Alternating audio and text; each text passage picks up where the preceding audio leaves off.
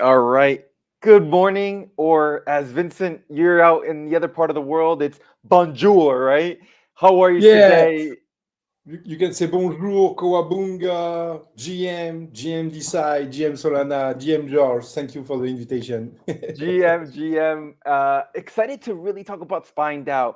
There's so many things going on in the DeSci world. Next week, you guys are going to be at an event in Boston for DeSci Boston, and I'm so excited for everything that you guys are working on. It's great to see where things are progressing. It's great to see the growth of the community, and I'm really excited to bring you on today to talk a little bit about, man, last time I was catching up, I was with out. I think I was in Accelerate. Yes, I was at Accelerate in New York City, and we were outside talking about SpineDAO. And we were just kind of really going into what's happening. But over the past couple of months, man, like I've watched your Twitter account. Like you guys have been just pushing out updates, information, and everything. So I need to get like the full TLDR on what like you guys are building, what you guys are doing right now. So Vincent, without further ado, love for you to give us an introduction. And as an icebreaker question, I have to ask you, how do you introduce yourself to the normal people that don't know Web3? Is it I'm the surgeon, or is it Spine DAO redefining the way that we are looking at, medicine, surgery, the way we're processing data? Give me the 411 on how you introduce yourself. Yeah, usually I'm saying I'm a human being. I'm a spine surgeon, so basically I put screws in your back, George. I put titanium in the skeleton, so that's what I know about. But I'm also a design noob. So basically I come from TradSci, and you were talking about the community and human being and human building bridges across continents and with people, like real people that are working on our project is super important. So basically it just starts with a human adventure with close friends and yeah, we just want to revolutionize spine care and maybe just healthcare in general. What so far have you been able to already say to yourself? At first, it's very hard to take an idea and bring it into really life, right? And there's trials and tribulations. But anything already in the past, maybe a year or 6 months that you guys have been building that you have been like, oh wow, like this is just the beginning of what we're building. Where will this be in about 6 months or a year from now? As more of your foundational product is being built, more data is being processed, and more of the distribution of it is going to be able to bring out to the mass public. Well, basically at the beginning, like if I see like 1 year ago what was going on, the biggest challenge was to convince TradSci spine key opinion leader to enter the crypto world and to take the red pill, basically, because uh, blockchain is quite complex, and the utility of blockchain, you need to read a lot on that to understand.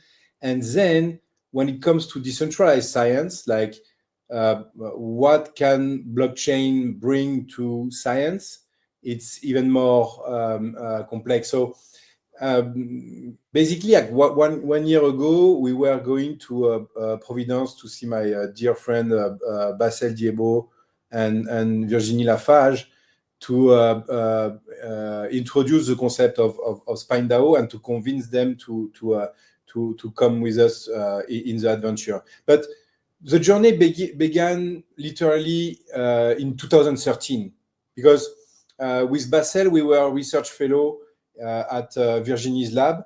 So in 2013, Virginie was the head of New York University Spine Research Institute. And it was basically a brownstone in New York City between 15th Street and 2nd Avenue. And this was the really beginning of decentralized science, because she had like 15 research fellows from all over the world. And it was super exciting to share ideas with young medical students, but also researchers from China, Brazil, US, everywhere in the world. And during this year, Basel and me, we were roommates in Brooklyn, and we had this routine: take a coffee, think about ideas. And I truly believe that it was the beginning of something like really big. And then, like in 2021, I met the two last core team members, Joseph and Guillaume. And the idea was, okay, we are spine surgeon, we are in France, we want to improve our practice, because spine surgery carries a lot of risk, a lot of complication, and to achieve a good outcome, you have a big journey for the patient. And we were like, okay, so can we use patient data to predict an outcome from a specific surgery? And then we're like, okay, we are 7 to 10 spine surgeons in France. Let's build a data set together, and let's grow the data set with follow-up in order to have follow-up data, so we could train machine learning to predict some outcome. And this was one of the first brick, because we were able to bring in the adventure 70 plus spine surgeons in France, with a data set of about 300K patient and 60K operative patient at 2-year follow-up. So when you have this kind of data, you're able to train predictive model in order to predict outcomes, to predict complication and risk. And then in 2021-22, I entered crypto, and I was like the crypto guy in our group, and everybody was like, okay, you're losing your money. Look at your bag. Yeah, indeed, I lost like 90% of my bag since 2021. But I was like still digging. And in 2022, 2023, I heard about bioprotocol and molecule. And then it was at this time I took the red pill with the IP NFT concept. And between 23 and 24, I was just writing using Claude and GPT to go deep in that subject, and to also create a vision for SpineDAO. So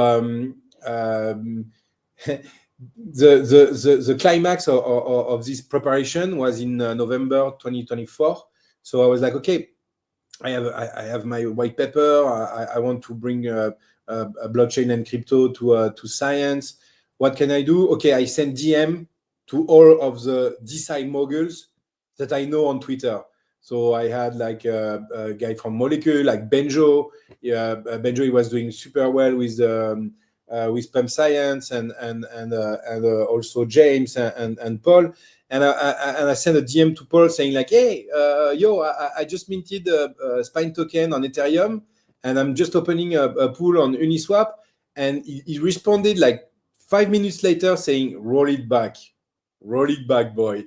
Just close your pool, come to SciCon San Francisco, and I buy the ticket.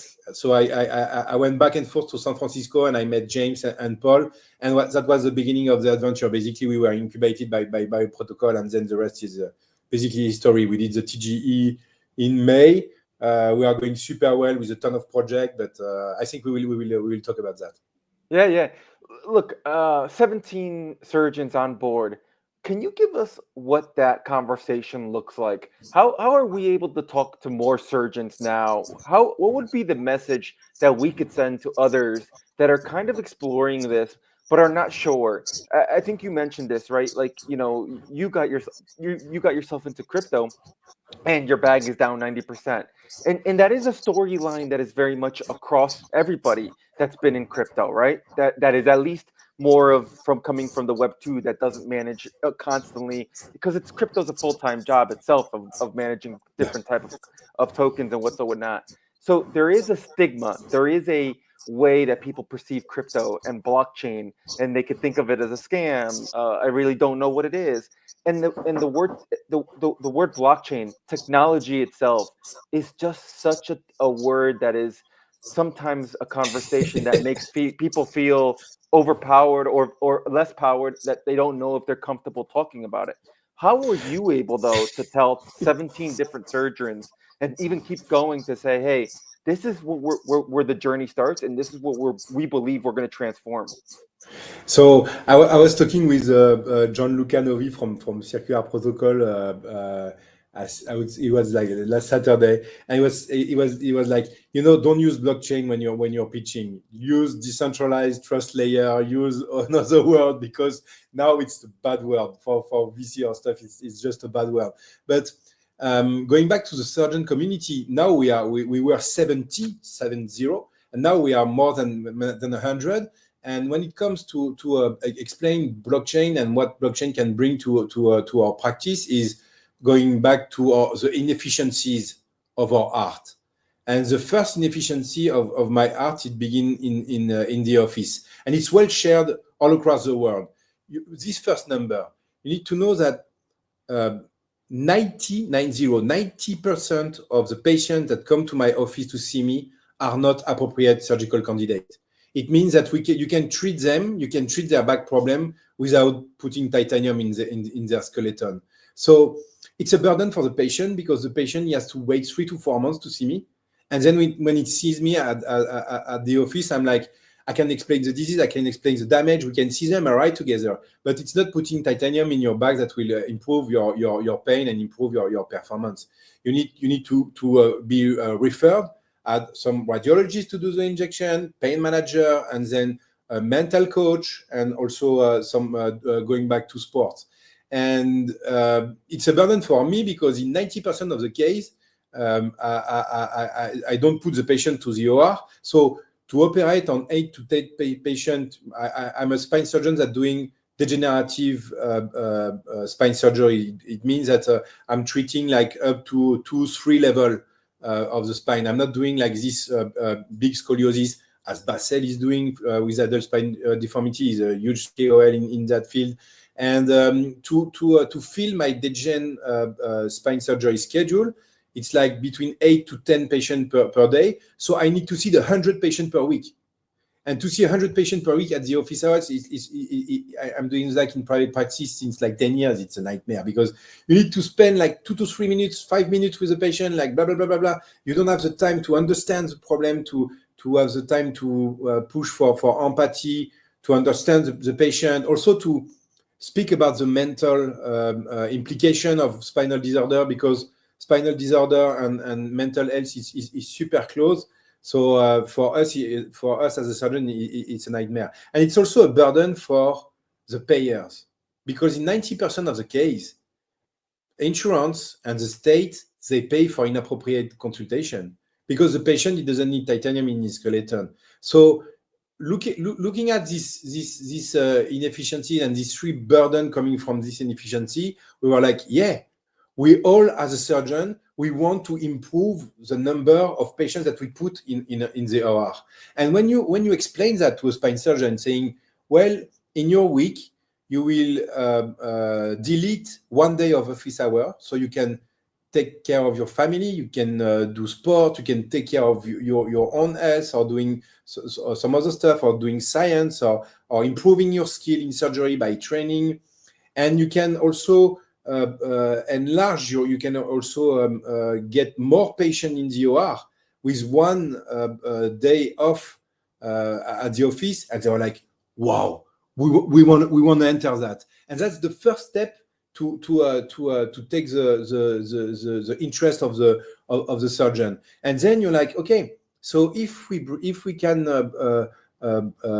train AI from data in order to give you this solution. So the patient, he wants to take the appointment, he goes to this solution, like an algorithm that calculates his probability to have a surgery at 1 year. And then if it's a low probability, the solution put the patient to another, refers the patient to another practitioner. And if it's a high probability of surgery, he puts you in the office. And they were like, yeah, we want to do that. We want to do AI. And I was like, okay, so the problem of AI is you need to train the AI with appropriate data. And for now, we don't know exactly where the data come from in trad science. You don't have any guardrails. You don't have any solutions that can track the data, that can put a certificate on the data saying that, yeah, these data are real. And then I was like, okay, blockchain is the guardian of AI, because blockchain is don't trust, verify. And with all the traceability, the immutability, and also the incentive, we can build a system to have appropriate data to train our AI model and to be successful in this first project. And then they take like 2 to 3 days, 1 week, and then they come back to me saying, okay, I took the red pill. Where do I buy a Spine token? Where can I put my data in the system? How can I put my data in the system? I want to learn. I want to contribute. And then it's like slowly, and then boom, suddenly. Now we have like a community of more than 100 of practitioners, like surgeon, but also pain manager, physiotherapist, not only a spine surgeon, but a wide spectrum of practitioners.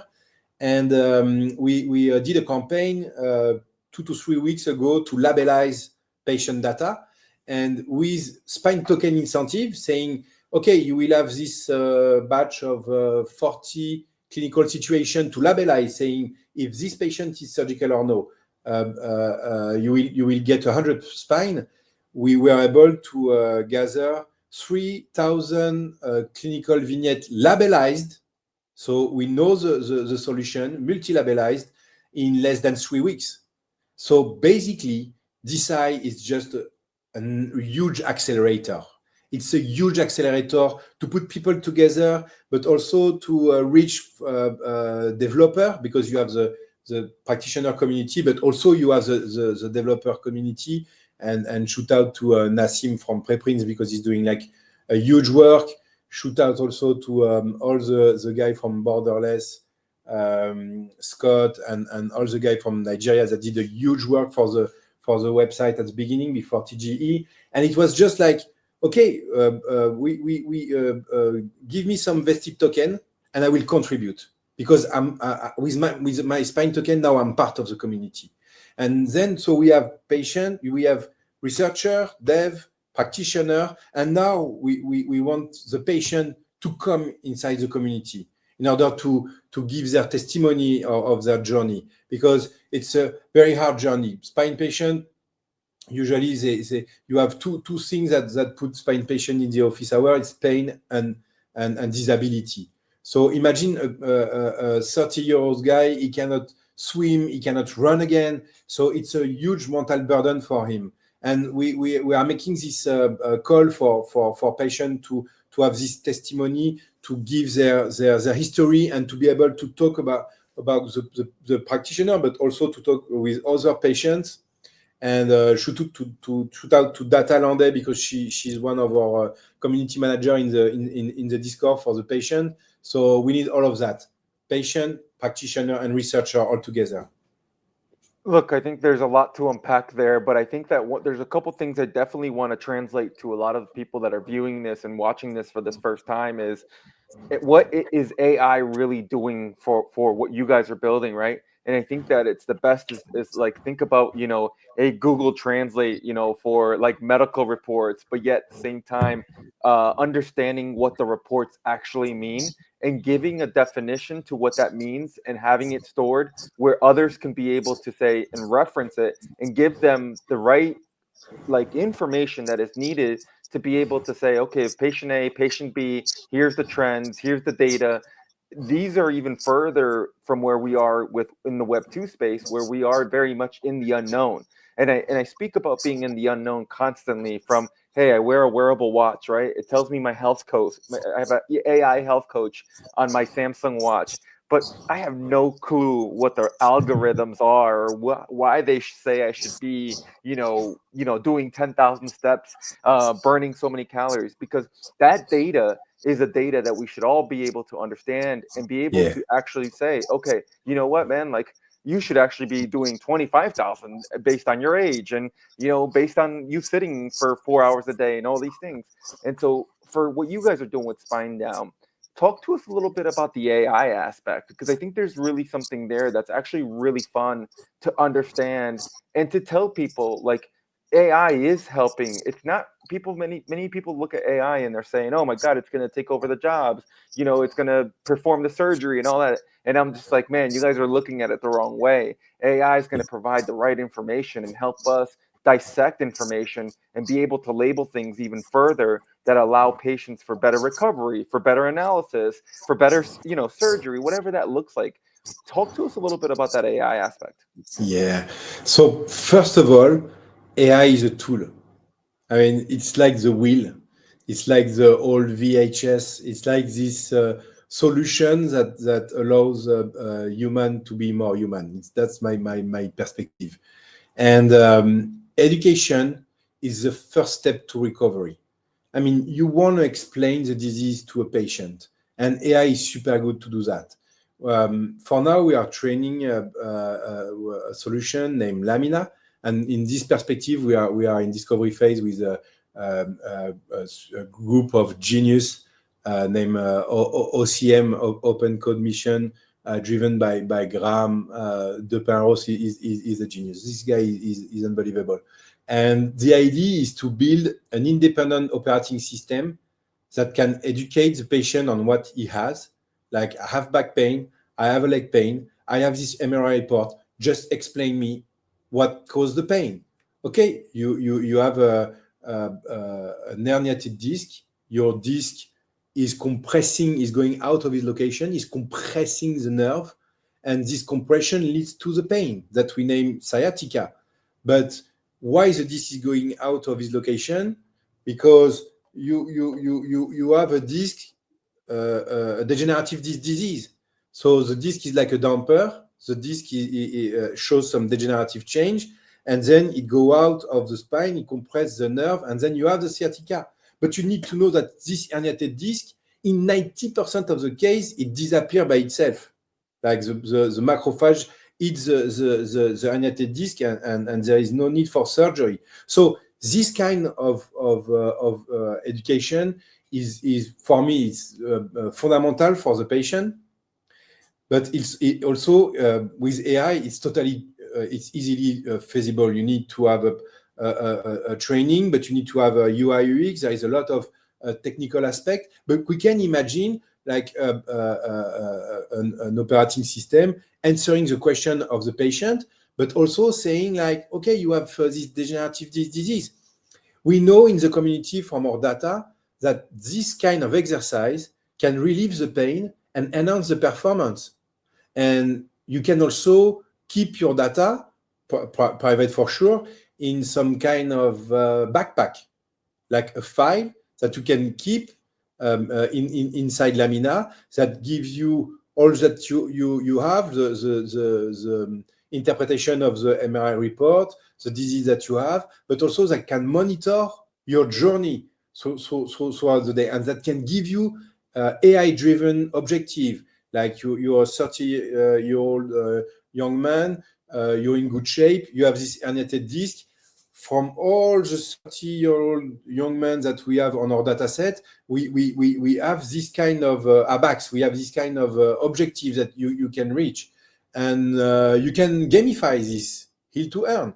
If you achieve this objective in terms of performance, you can earn some spine token. It's just a vision, and it's not on the pipe for now. But imagine like a companion, like a spine companion that come with you, explain you the disease, explain you the red flags. Like, okay, you have this motor deficit. You need to go in emergency, and if you go to the emergency, take this PDF, and you can give it to the doctor. So it can like super quickly give you the appropriate care.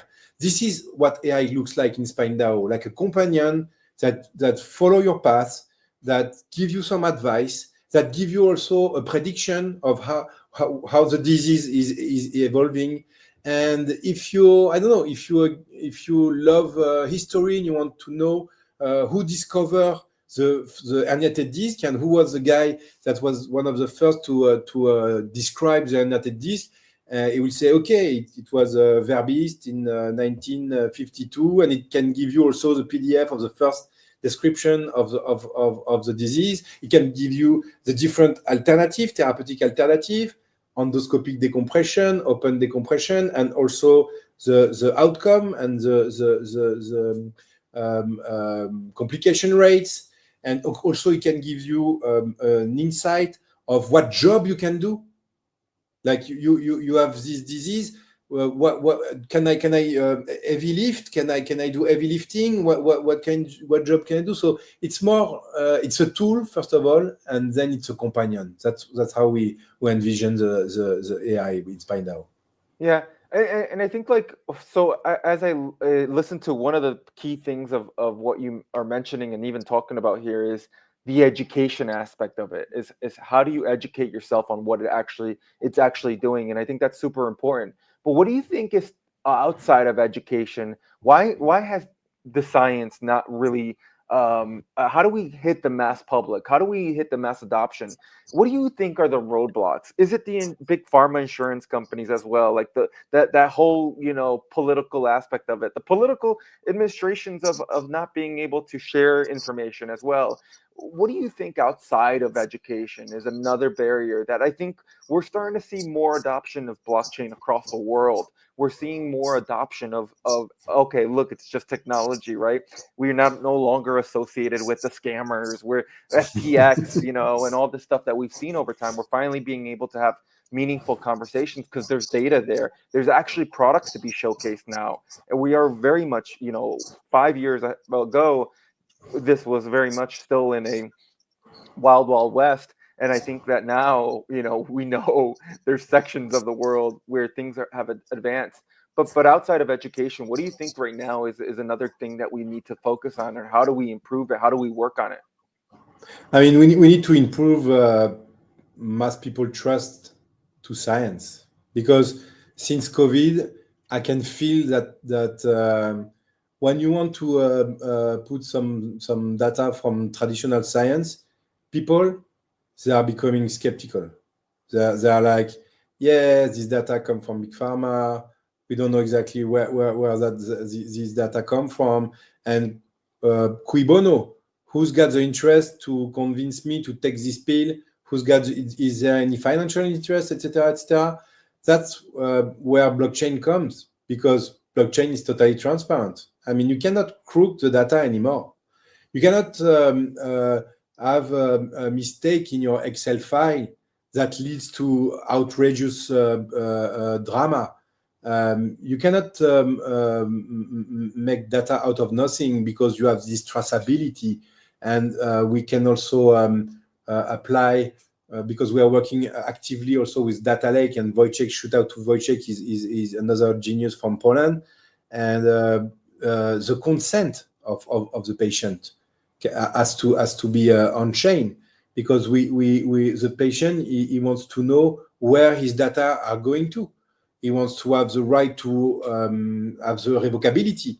He wants to have the right to know who is using his data, who's got the permission to use his data. He also has the right to say who's got the permission to use his data. And we need to gain the confidence of the public.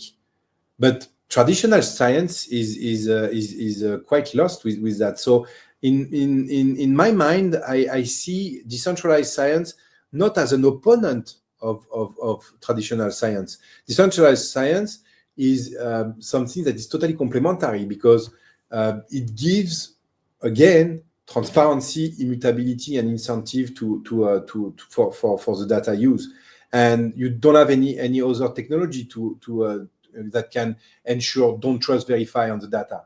So I'm pretty confident that there will be slowly and suddenly a moment, because as people will realize that the data and the AI models that we are building are totally transparent, and you can double check where the data are coming from, etc., etc. We will gain the confidence again, and we will offshore succeed. And also this is a good part of the globalization, and it's also the duty of our generation, George. We need to change how science is practiced, because another problem comes from the editors. I mean, the publishers. The publishers, basically, you have maybe 4 to 5 big companies that share 90% of the $10 billion medical publishing market. And basically, they are PDF editors. I can develop on that. You are a researcher, you want to publish in Nature, and you did a big discovery, and this discovery, you want this discovery to be in full open access. Nature will say, okay, after passing all the peer review, they say, okay, it's 16K. I guess it's between 15 and 60K to be published open access. And also, you are a reader, so you want to read the PDF of George Discovery. Nature will say, okay, you have to pay $60 to have access to this PDF. And the peer reviewer, the guys that ensure the quality of the work, they are paid in voucher. They are paid in coffee in the scientific meeting. So that's why, in my opinion, that's part of the problem, but it explains why science is going less and less pertinent, because you don't have an incentive for researcher, you don't have incentive for reader, and you have to pay. So DeSci also can break these bottlenecks and say, okay, we want to reward the publisher, we want to reward the researcher, we also want that this science to be published in total open access. But more of that, think about that. We could think about another way to show science and to show discoveries in an anti-PDF method. Like, the PDF is super static. I mean, it's super boring for people. You have to read like 8 to 10 articles, 8 to 10 pages. No, we want something dynamic to show discovery, but we want also something that can adapt to any kind of cognitive system, from the biomechanical engineer to the orthopedic surgeon to the butcher to the guy that is UI UX to the guy that is craftsmanship, etc. So we want an adaptative science, anti-PDF science, totally in open access, and we want this science to be not to be like this wall of knowledge. Like, you talk to a scientist, he has this wall of knowledge, like, and he's above you. No, nobody is above. It's not our generation mind. So let's democratize science. Let's decentralize science. Man, you really had me thinking about, like, even further about the science here, in the sense of, like, you know, why hasn't the medical industry, the science industry, why hasn't it advanced farther than we expected, right? Because I always say, like, how come we haven't found a cure for certain things? And I look at, like, we have flying cars next week. We got robot, things all across. AI has transformed. And is it and it comes back to this question, and it's like, is it because the data that we've had has not been transparent, has not been able to be shared to give us the answers to progress science? And that's the biggest thing. Have we not been able to progress? Because yes, you might have the latest tools, the latest tools to perform surgery. That's great. But have we progressed based on data on how to get better information to give hey, advice but also, hey, are you ready? Are you at that stage to have surgery? Have we exhausted everything from exercises, diet, mindset, everything that goes into before even saying, okay, yeah, just put you on the OR bed and let's cut you open, right? And Yeah, and I totally agree. And you need to know that they are inappropriate surgeries. Sometimes you put titanium in the wrong pain generator. And we all have to admit that, like, because it's humans that are taking care of humans.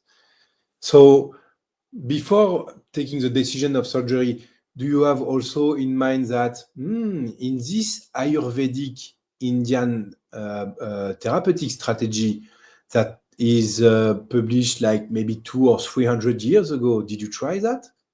Did you try this super old Thailand herbs that is working super well? And this is part of SpineDAO mission. We did this project with Nassim named Kronos. And basically, the Agri team is a team of two Indians, won a biohackathon prize.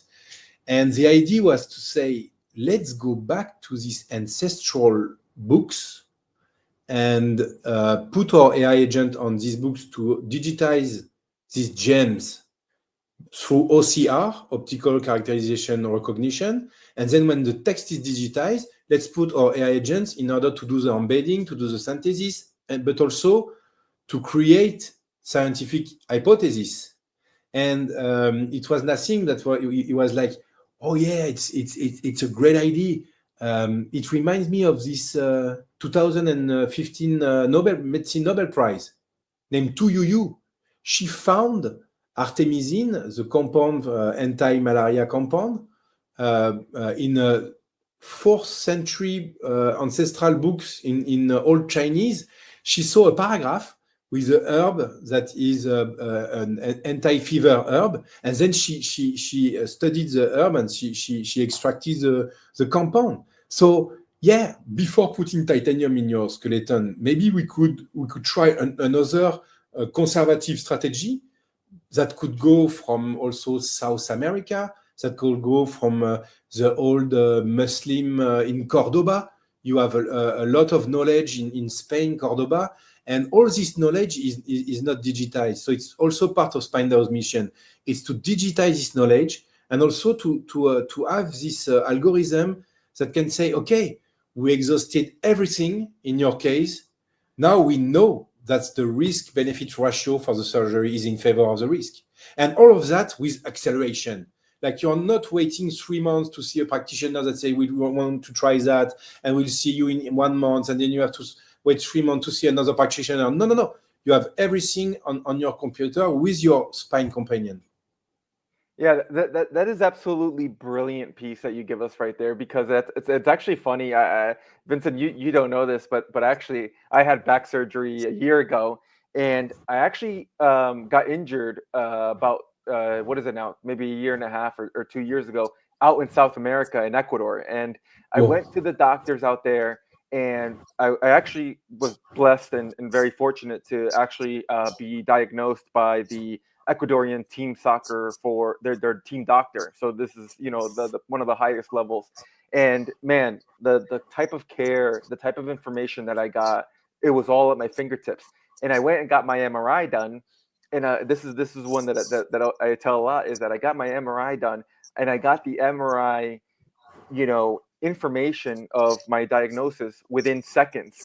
And I walked out of there with a file on my phone that I was able to send to whoever I want. And basically, I got out of there. I call my doctor there in Ecuador. I tell him, hey, this is it. Then I call my doctor in America, and I'm like, hey man, I got my MRI file. I'm gonna send it to you. And it's funny, the doctor in America is like, wait, you have your MRI file on your on your email? And he's like, yeah. He's like, but wait, what, like, how is that possible? And I'm like, I don't know, but I'm gonna send it to you. And it's funny because you could see that in different parts of the world there are different barriers. There are different, yeah, and privacy is one of them, right? We haven't really hit on that one yet, but privacy is one that I think people don't really understand what exactly it means. And like, oh, you know, a lot of it is always like, let me defend myself over my privacy. But are you sure you even know what you're defending yourself in the sense of privacy when there's other ways of privacy are just, you know, the walls are completely like at zero. And so I do think that, like, how do we connect the world? How do we get more information? Is it just a matter of time that everybody gets up to speed on the sense of where technology is with the internet alone, right? I don't think people realize how different countries or different parts of the world operate, and I think that was just a brilliant point you mentioned there, Vincent. Going into the last leg here, privacy is one that I think like is fun to talk about. What's your current take on, like, when you do tell them about decentralized science, blockchain, and the data? You know, a lot of people will say, well, what about my privacy? And I think that just it's one of those things that you need to educate yourself on what you define as privacy.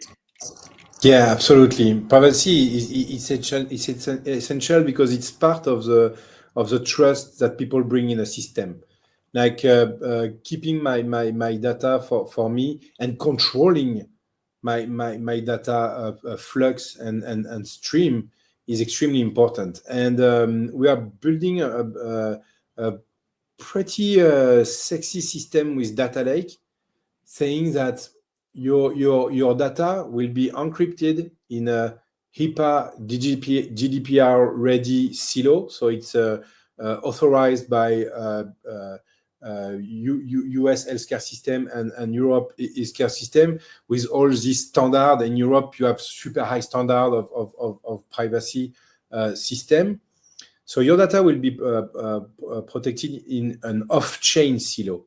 Your data are not on-chain, but the access of your data will be on-chain, and you will be the only guy, the only person that is able to decide where these data are going. Because for us, the patient is the exclusive owner of his data.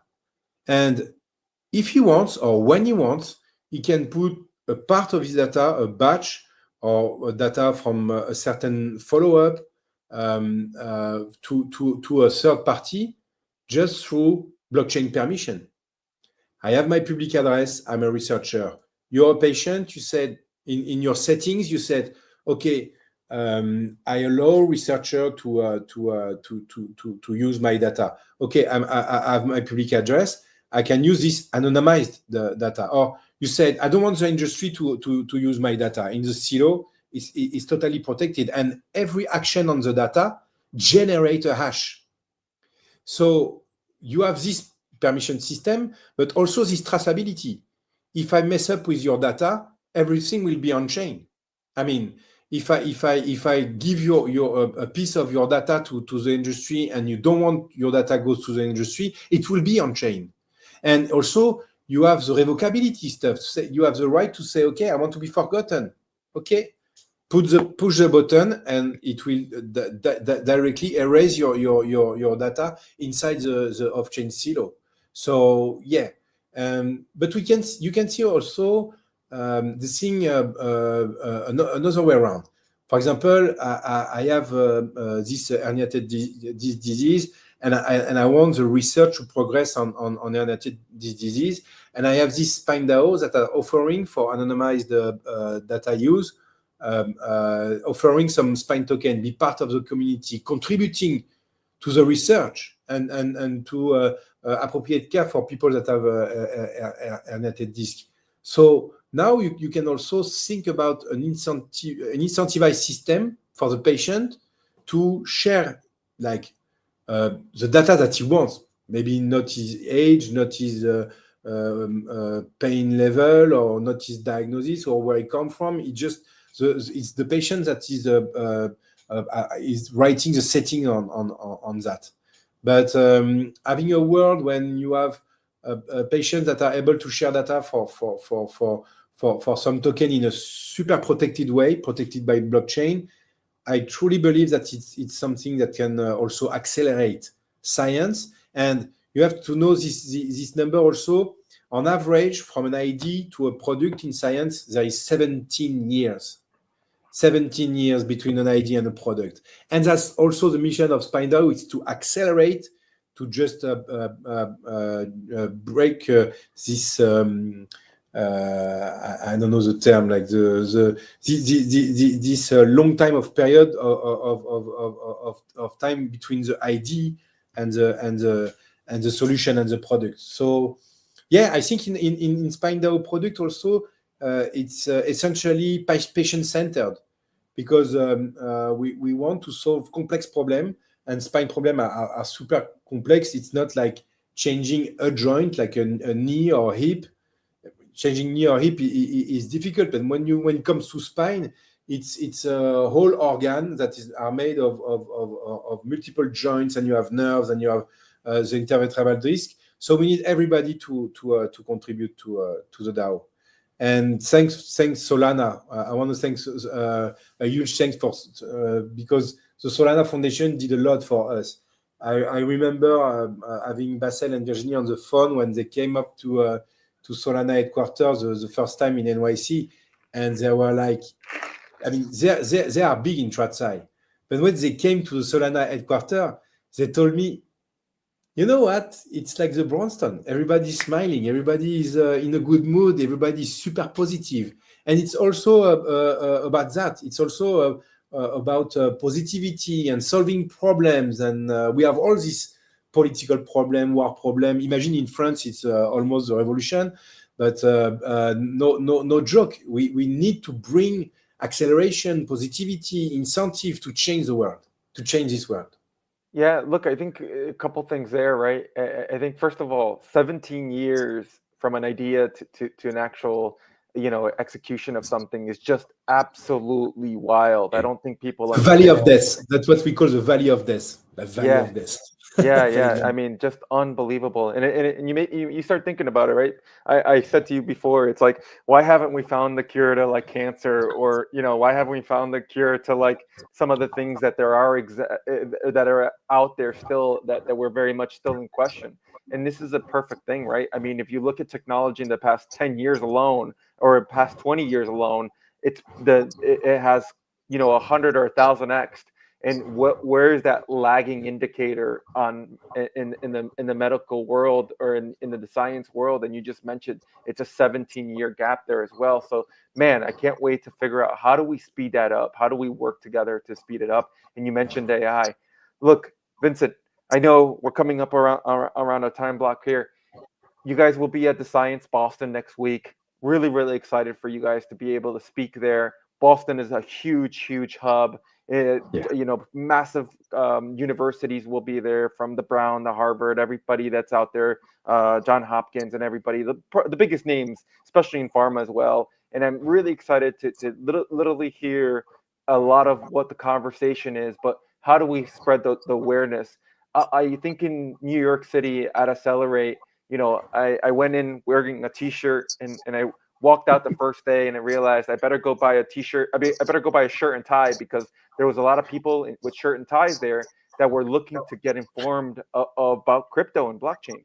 And I'm excited for Boston, because I think there's going to be a lot of medical just conversations there that, oh my God, I better come into this a little different and be prepared to have conversations on, hey, what do we need to progress? What do you want to, which part of the industry do you want to learn? And, what do you want to tackle within us, so that we could help progress as a community? Because you mentioned community being such a integral part to all of this. And I think that I think people will take community as the Discord. And I think, yes, there's part of that, but community is a lot bigger when you look at it from the science world and everybody else that's building within the science. And so huge part there that you mentioned. And I think, Vincent, give us the alpha here on SpineDAO's next 30, 60 days. You guys had just massive news with a little bit. Well, I don't know if I'm able to share what I'm able to share, but I'll let you share whatever. You can share everything. Yeah. But I think the next 6 months for you guys have a really cool campaign, a roadmap of progression of everything from some of the stuff that you guys have been trying. Love for you to give us a quick, 45-second, 60 seconds of the next roadmap, and love to make sure we also connect with you. SpineDAO on Twitter, SpineDAO on socials, and everything else. Yeah. But first of all, I want to say that Solana is not a meme coin chain anymore. That's finished. Because you know what? When I talk to Solana to crypto noobs now, they think that as Solana as a whole chain. When there is technology, there is advancement, there is not meme coin anymore. And shootout, merci, thank you so much for that, because I mean you're giving all this energy to the system. And I truly believe that Solana will make like super big revolutionary advancement for the next few months.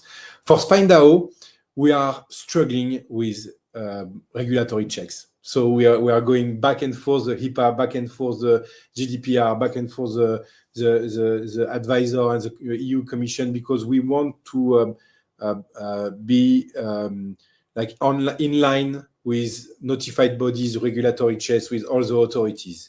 And I saw that Solana is doing a big effort also to go back and forth to the regulation in decentralized finance. And it's the same for us, because if we want to be trusted, we need to have something that is totally as a green light from the regulators. So that's the team is usually working on this. And then technically, we are working on Lamina, so the operating system, Filter, the smart appointment system, and Chronos. That's the three main projects. And on the side, I'm super happy to announce that VitaDAO did their campaign to have the governance vote for the common work between VitaDAO and SpineDAO on disk regeneration. And I'm super excited about this project, and it involves Caroline and Clémence, that are pain manager in France, that specialize in regeneration. So super hyped on that. And then we have other projects, the spinal endoscopic arm, because also we want to do hardware. So we want to do AI, drugs, and hardware. And this is also like an incredible project with Olivier Lucas and François Lechanois and Antoine Génary. They are all the names that are giving to you they are huge KOL in the field. Like you can check on our website. So yeah, there is a lot on the plate, but I'm so enthusiastic. I mean, I'm so excited to do that. And again, thank you so much, George, for your time. Thank you for the invitation. Thank you, Solana. Thank you, Bioprotocol. Let's go. Vincent, I appreciate you coming on. Thank you for taking your time to come on and help us with a little bit of education, with a little bit of knowledge, but something the biggest thing is to take away on figuring out how we could all work together. So make sure you go on Twitter right now, spine_DAO, give them a follow, hit the Discord, go chat with them, ask questions, figure out how you get involved. One of the most beautiful things in crypto has always been being able to ask questions within a community and being able to grow in a community with the project. And I think that is just beautiful, because you align with people that are truly passionate about what's being built. So Vincent, thanks again for your time. We'll see you soon. Thank you, George. Everyone, thank you for tuning in. Thank you, we'll everyone. see you guys soon next.